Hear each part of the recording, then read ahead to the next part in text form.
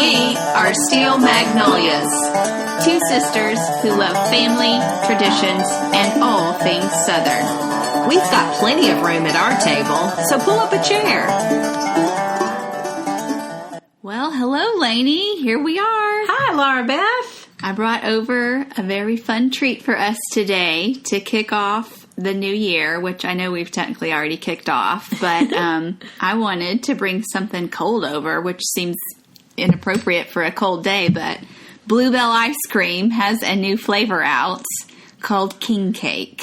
Ooh. And I see you've already gotten into yours. Yes, very, very tasty. King Cake. Anything Bluebell does is tasty to me. That's true. That's very true. And anyway, I actually had a hard time finding this. I checked with Kroger twice because they carry Bluebell, but they did not have this flavor. Okay. And this is a limited edition flavor. For the Mardi Gras. For Mardi Gras. So Mardi Gras King Cake, actually, I guess they started this a couple of years ago. 2012 is when they first started making this ice cream. And the flavors were sold like mostly in Louisiana and parts of Alabama, closer to Mardi Gras. Makes sense. Yeah.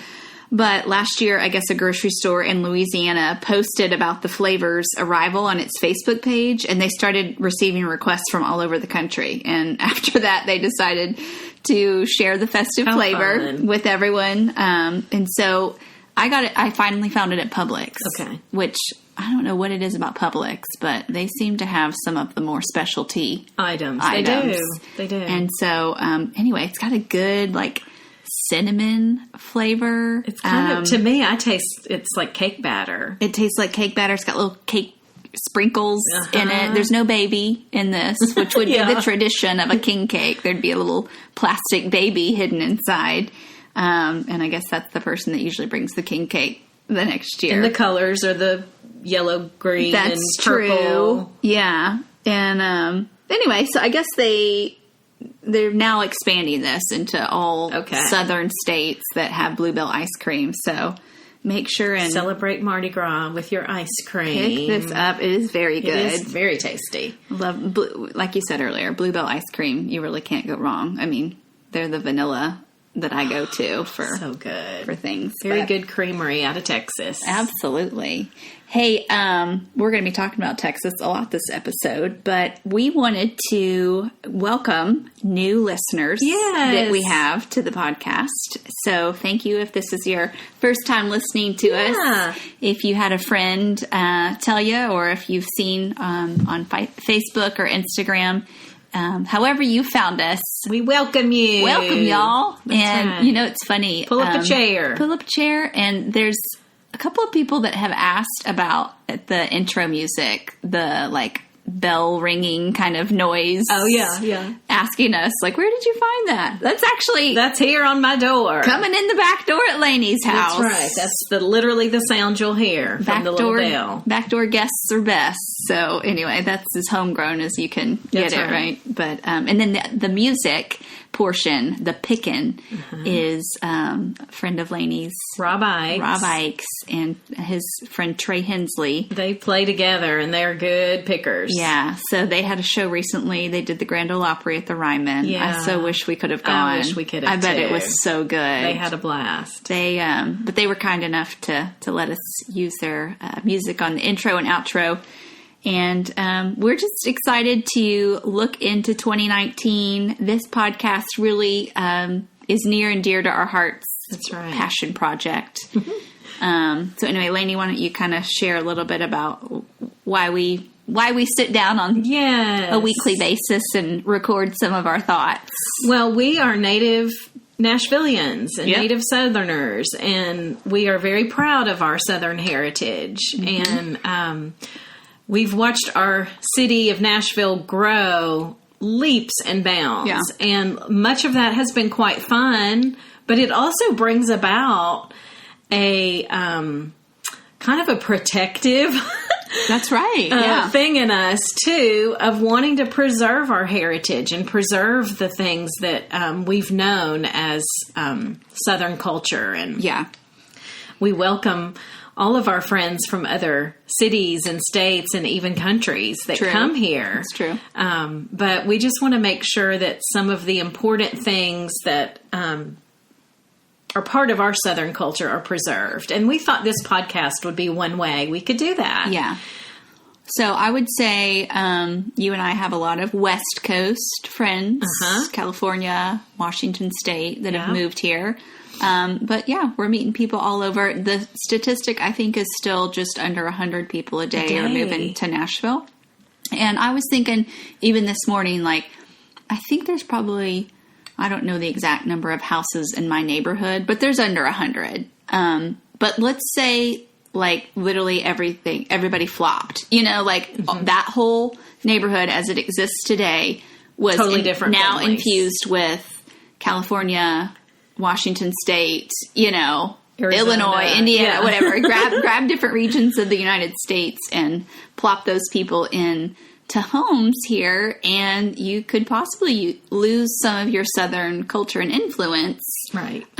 If those ideas and thoughts aren't shared. And so, this is just kind of our fun way to share what we love about the South and some of the things that we just find interesting that we wanted to pass on to people. So yes, we are grateful that we get to take time to talk about some of the things that are important to us. Yeah, absolutely. So one of the things that I thought we could chat about today was brought up just via the news in the passing of Herb Kelleher, the former CEO of Southwest Airlines. Yeah. He passed away. It's probably already going to be a couple of weeks at the time that this podcast is published. But, you know, he grew up and probably never thought he was going to end up leading an airline, but yet an industry in the way that he did. I did a little research and just saw that he studied law. His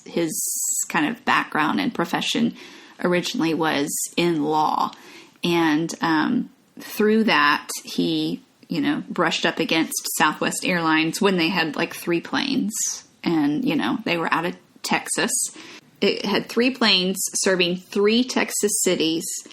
And today, Southwest is the country's largest domestic airline with service to about 100 destinations and a 45-year stretch of profitability unrivaled in the industry. Amazing. Yeah. And he was quite the pioneer in really rocking the boat of how to do things. Yeah, absolutely. In order to keep prices down for the customer. Yeah. That was an unusual way to look at it. I can't remember. And I'm so grateful because that's important to me. Exactly. Yeah, you and I have had the, you know, fortune to be able to fly a lot, but I can't remember what the statistic was, and I wish I would have written it down, but I mean, it was a very small percentage of the population that had flown in the 70s when he was, you know, moving into leadership here. And then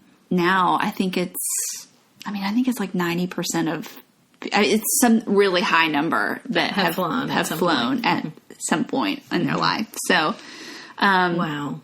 Yeah, so he became chairman of the company in 1978 and then chief executive in 81.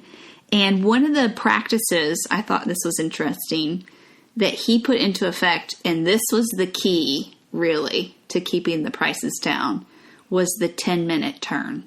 Okay. So, you know, what we're talking about is the plane has landed, and in 10 minutes, they're going to deplane passengers, you know, sweep the aisles, quickly brush through, get all the things collected, and get passengers back on.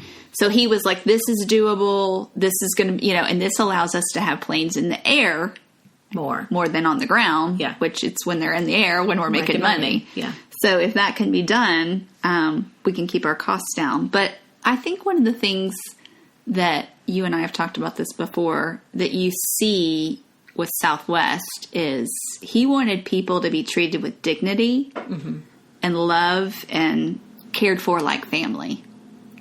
And there are definitely, just like any industry, different stores you could walk into, different, you know, malls even you could walk into, where there's a level of prestige or there's a level of interaction, and it can either be really cold or it can be really friendly, or somewhere in between. And so that makes a big difference. It really does. And I think the whole piece of not being able to pick your seat and all of that really does make it more of a level playing field of you never know who you're going to end up sitting next to. That's true. Just all of that. Yeah. So what do you think about the open seating? Because if you fly Southwest, you're not assigned a seat. Yeah. You're in boarding groups. Right. So it's a free-for-all. What do you do you like that, or would you rather have domestic? I like it. Now, if it seat. was, I last year made a trip to China. Yeah. I've never flown that long before. Yeah. I can't imagine not knowing where I was going to sit. Yeah, because that was how many hours? On a flight that was 13 hours or something. Yeah. I can't sleep on planes, and so I like to be as comfortable as possible knowing I probably won't go to sleep. Yeah. But on a domestic flight, even if it's a long domestic flight, I'm fine with that. Yeah. Not knowing where I'm sitting and being in a boarding I can group. take it or leave it. I mean, usually I am one to remember to do the check-in, which is usually you're good at that. 24 hours in advance. You can go ahead and check in online and get your group. Or a lot of people pay more. They pay extra to I get don't there. like that. I'll be honest. That feels weird. That feels like that kind of goes against everyone's treated fairly. In fact, like that also, that kind of even reminds me of the way Garth Brooks does his ticketing. I've heard before that he wants tickets prices the same regardless in an entire arena, because he doesn't want only those with more wealthy in the front means to be in the front. That's not fair. Yeah. If there's no chance at all that you can get front row. Yeah. By the way. I know. Is amazing he a Texan? human. Am I just going to continue to... no, he's Oklahoma. I don't know. Oklahoma, but part-time lives here. Yeah. So... frequents the Pancake Pantry, I've heard. Does he really? I've never seen him here. I've never seen him either. Nor Trisha Yearwood. I haven't seen them either, but I've heard that they still go to the Pancake Pantry. I don't know. All right. Well, I digress. Let's see. What were we saying? Oh, so other things that I love. No baggage fees. You can claim so wonderful. A couple of bags, no fees. That is really, as it should be, really helpful. Very helpful. Because with all of the stipulations now, I just think it's a fun culture. They have a fun culture. They seem to enjoy their work. Obviously, safety is of importance, but they make it fun. Where they'll sing part of the announcements, or they'll make it. Throw in something funny along the way. Yeah. There is some sort of series I've seen where artists play at like 30,000 feet or something. Like there's an actual little series of Southwest that like Dave Barnes and different artists. That's cute. They, come on and introduce them. I remember my first Southwest flight when they were going over all of the regulations at the beginning, and a joke was cracked, and it like caught me off guard. I was like, did he mean to say that out loud? Like, like the microphone's on. Does he know he was just joking around? I had no idea that they had liberty to so fun. Make it light and make it fun. I mean, it can be very stressful for some people to fly. So if there are moments like that put someone at ease, even for a second, before, they could be thinking about the plane going down, and, if there's even one moment where they can feel at ease, that was worth it. So. Well, I'll tell you a funny. I cleaned out a file cabinet a few months back and came across a couple of funny things in that file cabinet. One was a book of Southwest drink tickets that, I kid you not, has to be at least 15 years old. Oh, my. So those need to be in, like, archives somewhere. So, and there's probably 12 to 15 of them. Oh, my gosh. Yeah. So I took a picture of it and sent it to my good friend Kelly Brunel. Hey, Kelly. Who's a flight attendant for Southwest. And I said, would you honor these? There's no expiration. Yeah. And she wrote, oh, my gosh, I can't believe you have these. These are so old.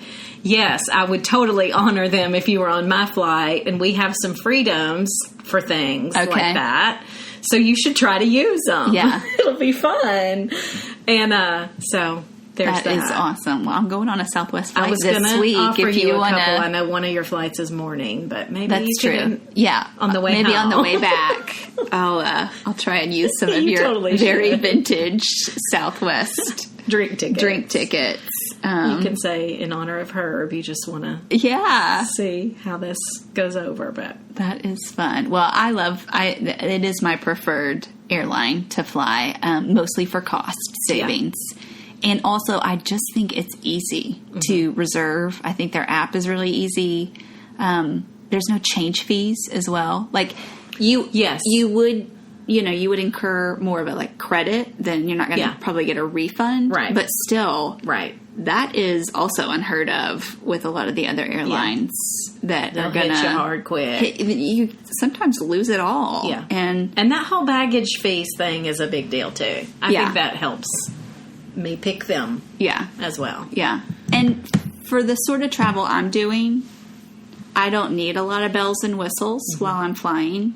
So if there's not going to be a meal served, I can get around that. Yeah. If there's not going to be an extra cushioned, seat with a nice headrest. I mean, if they have scaled the amenities down and that is going to reflect me saving a couple $100, so be I'm it. in. Yeah, me too.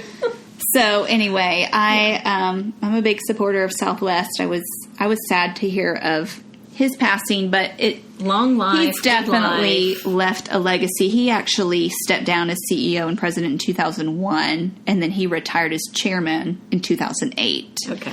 So I know that he's still had influence in the business, but in terms of his actual day-to-day workings, he's actually stepped out a while ago. But I read one quote that said, Herb was such a good guy and kind to everyone. He loved to share what he knew about business with the people he met. So he'll be missed. We need a lot more good businessmen that are willing to share and women share their knowings and just freely give back to make things better. So a good Southerner. Yeah, absolutely. Go Texas.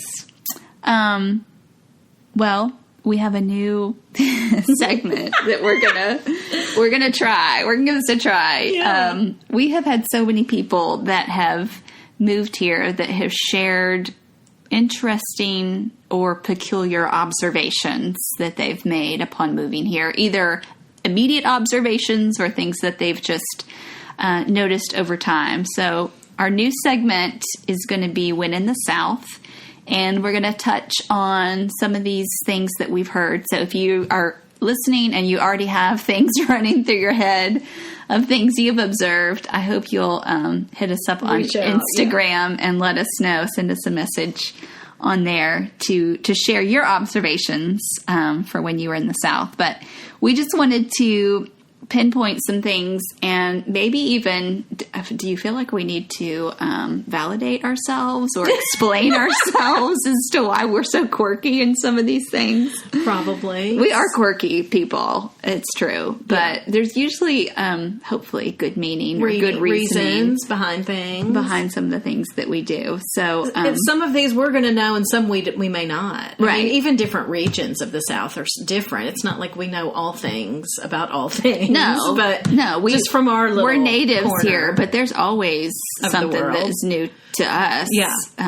Always something to be learned. So there's going to be things that are news to us, but I thought it would be easiest if I started with a few things that make sense in my mind and that I have seen and witnessed. So the first one I'm going to mention, I'm not going to attribute these to each person, but Deanne from Tacoma, Washington provided some good observations. They've actually been here for almost 7 years now, I think. But she was commenting about store owners and grocery clerks. Grocery clerks, that's hard to say. And the chit-chat. Which Philip has mentioned, your husband. My husband's mentioned this before as well. And in fact, I heard also from another neighbor who's from Ohio, her husband was not used to the chit-chat. He was so not used to the chit-chat. And I think one of the cashiers that they encountered saw their bags or something and said, "Where are y'all going?" And the wife started to, she was responding. And he's like, "Why are you telling her where we're going?" Like, so let me just outright say it. It is very common for a cashier to engage in small talk with you, whether that be a grocery store clerk or a retail clerk or a server, waitress, waiter at a restaurant, bartender, all sorts of different service industry individuals. That's going to be very common practice. They will engage about context clues, things they're seeing. Yeah. Oh, what are you making with this as you're checking out of the grocery store? And or it could be confusing because it could feel like they know you more than you know them. And that's just an approach. That's not like their personality. That's just kind of culturally, there is kindness undergirding what they're saying. They're trying to just be friendly. Right. Yeah. So, small talk is a way that Southerners show kindness. And I would even say some restaurants, some stores actually really fan that into flame, too. Absolutely. They want you to do that. Publix, that I mentioned earlier, they really coach their cashiers to talk. And what great opportunity. I mean, you're seeing what this person could be eating for a week or for, you're seeing the food they're consuming. So are they having a party? I mean, it's very easy to do. Right. You got a baby at home? Like, there's a lot happening. And I think, too, with the grocery store in particular, there's a lot of people that frequent the same grocery store. And then you even start to see some of the same people. Absolutely. If you frequent that store. Yeah. Then they're going to say, "Oh, how did your fudge turn out that you made? Because you bought all the stuff last week." I mean, that can happen. That person's good if they're doing that. Yeah. But yeah, I mean, it's more than chit chat. Honestly, I think Deanne, maybe you even she got invited to a cookout from her bank teller, and I don't think she knew what to do with that. I mean, so sweet. That's just life here. Like I had a flashback to a memory of going to the bank with Mom. We're going through the drive-through teller, and the teller at the bank was like, "Oh, you used to come to Walgreens. I used to work at Walgreens." Oh, and so she remembered me from Walgreens, and now she was a bank teller. And so anyway, and Mom's just like, everybody. But really it was just, I had talked to her. Yeah. If you'll engage in conversation with whomever it is, they start to remember, and that makes it even more fun. I mean, I know it does take up time, and a lot of people are trying to move through life too faster. Quickly. I'm sorry, too quickly. So give yourself margin for kindness and that's community. What I was going to say is things are going to be slower in general here. Yeah. So that's going to lead into another one I'll talk about later, but if that starts to really grate on your nerves, then there's going to be other things that too, will, because in the slowness of pace. Yeah. And so just know that it's really out of just kindness and friendliness. And I would say have grace for us that are used to even slower than, I feel like, yes, I'm even feeling pushed here, along. I feel more pushed than I used to. Yeah. So we need to have grace for each other. Yeah. In that, because I'm used to even slower than this. Yeah. So anyhow. So yeah, that's going to be common practice wherever you go. You're going to expect that there will be some chit chat. That's right. And if you're grumpy, maybe you need to just wait till tomorrow to go to the grocery store. True, that's true. I've been that person too. I have too. Okay, what you got? Well, I had a friend that was so sweet to share a few of her observations as well. And this one, I think just because I've been here for so long, I forget this. But when I've traveled, even in other parts of the country, I realize, oh, yeah, that's not something you see in every region.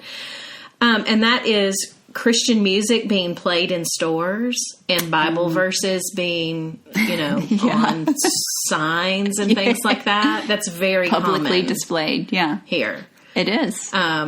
Nashville in particular is called the Buckle of the Bible Belt. Right. Well, we've got major Bible publishers here. Right. I mean, Thomas Nelson's here. There's lots of Lifeway and headquarters. It's just the Judeo-Christian roots of our majority of the people's faith here. is so rooted that you're going to see it in every area, even in business. And so in other places that may be kind of shut down or encouraged to not do that. Here, it's still very prevalent. Yeah. Beyond, we can say Merry Christmas. Way beyond. Beyond that. There's stores here in Franklin where you'll see, leave your prayer request written down here and things like that. Yeah.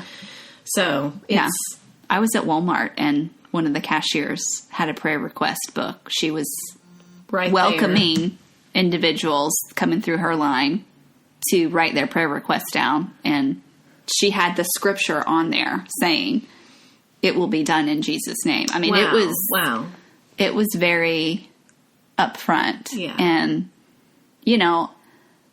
that is definitely something I take for granted here. I mean, I forget even music-wise, especially because I hear that would be foreign. That kind of music so much, but it makes sense that would stand out to somebody because I've been in other countries, and if you hear like Johnny Cash, you're like home. Oh my gosh! Like, do they know? Like. I mean, it's almost like you want to be like, I know him. I mean, I don't know him, but right. You're like talking my folk here. That's so, right. That's interesting. And you lived in Atlanta for a while. I mean, it's not just Nashville that we're talking about. Obviously, Atlanta's a lot more urban and a lot more diverse with all different cultures coming together. Yeah. But you're still going to see more of that even in Atlanta than you're going to see maybe in a New York or a LA. Yeah. Because, again, just the deep roots of part of that Judeo-Christian heritage that's here. So it's very much just a part of lots of things you're going to say. I mean, I could go into more examples, but I know I've even heard, I don't have children in schools or anything, but I have heard, there's not a whole lot of Wednesday night activities with schools because they know there's Wednesday night church. That makes sense. So things like that could be different here than you might see in other areas. So that's interesting. Very interesting. Well, so that was the first one I wanted to mention. That's a good one. I would say hearing ma'am, sir is normal, but let me just go ahead and go on record and say sugar, honey, sweetheart, and things of those nature are terms of endearment. They are. And are not meant derogatory in any way. And so I could be sugar, you could be sugar. Also, my husband could be sugar. Like, we could all be referred to or even honey. Honey, one of these terms. If we were eating out somewhere and that's not the waitress hitting on my husband. Maybe even baby. Baby. That's another good one. Yeah. So it's not meant to demean anybody. It really is a term of endearment. And you hear it more in, I would say you hear that even more in country towns, like more rural towns. Yes. Yeah. I had a doctor's appointment in Dixon a couple of years ago, and this male nurse was like, "All right, honey, come on in here and let me get your blood pressure." Well, he was not hitting on me at all. I didn't feel that at all, even though he was in my similar age range. That was just, that's Dixon. So, So don't take offense. Don't take offense. Especially, or if you get left out, and you want to be sugar or honey. I mean, it just gets thrown around. Yeah. And it's really just meant as, it's almost trying to be polite.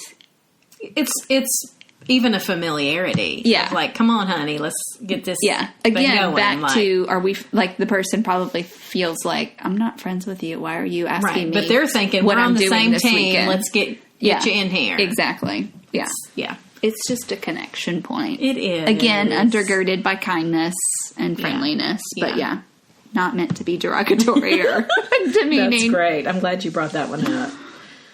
You want me to go now? Yeah, go ahead. Okay, this cracked me up as an observation because, again, it's just been such a part of life for me. totally new concept to this friend of mine, a to-go cup from a restaurant. Not if you were getting your food to go, but you've dined in the restaurant. Oh. We're getting ready to leave. I'm Right. bringing you the check, and now do you want a to-go sweet tea as well? See, we And take she's it floored. We take it above and beyond. And that's what I was thinking is, that's good hospitality. That is some good, yes. You want that to go also? Because I know Yes. you're going to go run errands now. Exactly. And you need to stay hydrated. I've already refilled your sweet tea 2 times, so I see But that now- you're enjoying it. Right. Let me get Totally you some of that foreign goodness concept. to go. They could not believe that exists here. See, and that really is awesome because you're basically getting double your money for that. Right. Because you're getting to take it to go and you're not having to pay extra for whatever cup. I bet she really got floored if they served it in a styrofoam cup with a straw. Plastic straw. Scandalous. Yeah, that's awesome. I have not thought about that, but Funny. I do often take people up on that. I mean, especially if you pay, what? $3 $3 for something that you know costs For a 50 drink. cents tops. You know, if you've only had one, Right. especially if it's a fruit tea, Oh, come on. I'm taking it to go. Yes. We were at Chick-fil-A yesterday, and I think you were even surprised that was they like, would "Oh, I refill wanna your go get mine." beverage, your lemonade. And I was like, they will if you ask. So, There you go. yeah, I guess free refills aren't a given everywhere, and certainly not to-go cups. To-go cups. I thought that was so cute. That's a really good one. Waving at neighbors while you're driving or like walking your dog. So if you're in your car and you know you're passing a pedestrian on the sidewalk, if you're pretty close to where you live, whether you're in a neighborhood or on just a main street, you're kind of expected to wave. Absolutely. I mean, I even do that in your neighborhood because I think like, well, they may just saw me leave that house, so Yeah. I don't want to be the unfriendly one. Exactly. So I don't know you, but I'm going to wave. yeah. 'cause- Like I even did a test on one day this week. I was in the car driving and I was passing someone walking their dog. So we're about to pass one another, and I was like, I'm going to see if he'll wave first. I'm pretty sure, I don't recognize this guy, but I was within, very close to my neighborhood. Sure enough, wave. I was ready to wave back. I mean, it's just friendliness do. again. Yeah. So if you're out and about and close to your neighborhood, like be expecting to wave Yeah. and wave back, and it's And not. They same don't need for- They're not waving you down. Like they Right. don't need something. It's just a wave. just a kindness gesture. Yeah. I see you. Yeah. We do life close by each other. Yeah, exactly. That's it. Yeah. Same for if I'm raking leaves or doing something and I'm outside and somebody's walking by. Yeah. If they don't, like, say hello or something, I Yeah. think, like, wow, are they having a bad day? Like, If they what's walk going right on? by you. Yes. Yeah. I know. Yeah. Yeah, you're out there face to face. Yeah. So why wouldn't you just say hi to each other? Yeah. So that's something that's common for us. So if you're from a different place and you think that's strange, I think it's strange that you don't. So we just need to have grace for each other true. again. Yeah. And- Yeah. If you live here and are one that usually is the first to wave, keep on waving. yeah. Even if you don't You'll get a wave back eventually you will. That's right. That's good. So funny. Okay. Okay, you want me to go? This friend of mine also said that they appreciate that they don't get weird, disapproving looks when they're out with their 4 children. Like big families are more embraced here That is hilarious. than they were Yes. in California and Washington. Yeah. Where they've lived. So they were saying there, they often got disapproving looks, even if their kids were just being kids. Wow. Because that's just not as... And I hate to say that. I'm sure there's wonderful areas of California and Washington that aren't course. like that. Of course. But this is this person's observation Sure. after living here for a year. Yeah. Like, wow, this is a lot more open to family Yeah. life. To larger families. So, That's funny. I was watching that Jim Gaffigan skit. I love him so much. I rewatched it last night. That's how Okay. much I loved it. And I picked up some things I had missed the first go around, and this was one of them. He is from Indiana but lives in New York now. okay. And he has, how many kids does he have? 4 or 5 kids? Okay. I think 4. And he said that it is very interesting walking into restaurants with 4 children as a family. He said one time we walked in and the waitress, no joke, took her apron off and said, "I'm done for the day." She quit for the day when she looked at them, and he said, "We win." Like, that was so funny to him. But it's true, isn't it? That's intimidating, or just a lot of work, or whatever. Now, being one that doesn't have children but is a lifelong Southerner, I'll tell you, I love kids, but there are certain times when I'm not sure. I haven't been the disapproving look. Well, sure. In certain scenarios, I think it's weird to bring 4 kids, like to certain nice restaurants or vineyards or certain things that are like where I'm like, really? Yeah. But so all I've depends probably on been age and their demeanor too. But I've probably been both. But I thought that was interesting because I can see how that would be a lot more embraced here. Well, if word gets out on that too, I mean, families that are large are all going to start flocking here, right? So our 94 people a day that are moving to Nashville is going to multiply hilarious. Just by the number of children that are coming with them. That's funny. Let's see. Last one I will mention is just the large bugs and humidity. This was mentioned by, I think, also somebody from California. And I'm like, large bugs or just... She said large bugs. Okay. So I didn't know our bugs were larger. I didn't ask for specifics. I do know we have mosquitoes in a bad way. We have June bugs. I don't know if that's... Yeah. And those are kind of intimidating because of their size and the noise, but they're actually harmless. Totally harmless. Maybe unless you're on a motorcycle with no helmet. But true. But the humidity, I will give anyone that wants to talk about that. It stinks. It really does. That's it's very difficult to navigate. Hot. Yeah. And very humid here. And there's lots of southern things that have come about because of that. Sure. Sweet tea being one of them. Sure. Southern porches that have ceiling fans on them. That's why we have this. Yes. It's not just aesthetically pleasing. Right. There's lots of things about our culture. Screens, screen porches, screen doors, things like that, where you're getting some air. You know, we have to have some air circulation. True. Absolutely. So, that's funny. Yeah. If you've ever been to Charleston in the month of August, just don't. Just don't. Even June and July. I was saying one time when Mom and I were in Charleston, I thought this was so funny. I was like, we were literally touring a plantation where they had harvested tea and stuff like that. And I was like, Mom, can you imagine? I mean, we are so hot and we can go into air conditioning at any point in time we want to. Can you imagine if we had to wear all those petticoats and all of that? And Mom said, I don't know what you're talking about. We would have been working out in the fields. Yeah, we're from the working class. That's true. I was like, oh, you're right. But anyway, it gets hot and humid here. So that's awesome. Okay, I got a couple more. Gotta do it. Mailbox decorating was totally foreign concept. Interesting.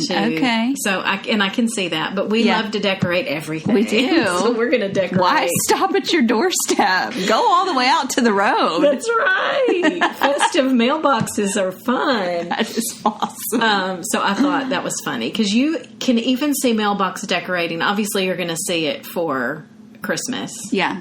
But you would even see people that do like a spring decorating or harvest decorating. Absolutely. So that could be changed up just like a wreath on your door or something. So that is funny. So that might be a Southern thing, huh? Maybe. I don't know. Or maybe just to the extent extent of decorating. Elaborate, It could be that. And then another one they were mentioning just the unpredictableness of the weather. Yeah, not like it could be 30 and the same week it could be 60. It's true. So that's been you have to watch the weather. You got to constantly keep up with it. And then they were surprised at the safety being such a major value to the schools around activities, even weather related. So canceling the soccer game because of weather. Even before it's potentially we are fair weather people. We are. That kind of thing. So possible unsafe conditions, causing them to be really safety conscious. So anyway. That's interesting. And it all comes back to the fact that we care about people, right? That's right. So that's fun. Well, we may bring that segment back because I'm sure there are many, many, many more observations people have made, and that's just kind of fun fodder. So again, if you've got any ideas or thoughts on things you've observed when you moved here, or just if you've been here for a while and you know it's something quirky that is just exclusive to this region, let us know at Steel Magnolias Podcast. Well, that's going to do it for this. Hold on. I got one more thing. I had asked my friend Kelly, who's a Southwest flight attendant, and she has a story that she's texted me about Herb that I just thought would be fun. Do it. That's a great way to end. A little tribute to Mr. Herb Kelleher of Southwest. Okay, so I'm literally reading this like it just came in. Okay. So I'm reading it. Fresh off the press. Fresh off the press, as they say. Yeah. She says, my favorite story about him, he was on my flight once, and everyone on the whole plane... Oops, she just sent more, so it bumped her. Sorry. Everyone on the whole plane knew who he was, and they were all so excited. He's like a superstar in Texas, she says. He talked to everyone on the whole flight and signed autographs, took pics, and acted like he was best friends with everyone. When I was in the galley pouring my drinks, he distracted me enough to poke holes in all of my cups. So when I passed them out, liquid was pouring everywhere and on everyone, and he totally denied he did it. But he was the only one else in the galley. And he passed out peanuts to the whole plane and picked up trash. He kept asking what he could do to help. In our company, he was a legend, and we all loved him so much. The only seat, I've heard this, that he sat in on the plane was 17A because he would be the first one to be served in this section. And he only drank wild turkey. I've heard that. I'm sure that's the only reason why we have it on the airplane. And because of him, still once a week, they throw a rooftop party at headquarters in Dallas for all the employees. He was all about parties, so we have them all the time. Oh, and the best thing ever, he told me, I was bling bling. Ha ha. I love it, and I'll never forget it. Oh, so that is such a sweet tribute too from their good employee. Okay, well, cool. Thanks, Kelly, for sharing that. So fun. All right, guys, we hope you have a great week. Join us here next week at the Steel Magnolias Podcast, and tell your friends, write us a review, and don't forget to hit that subscribe button. Yes, we appreciate you. We'll see y'all.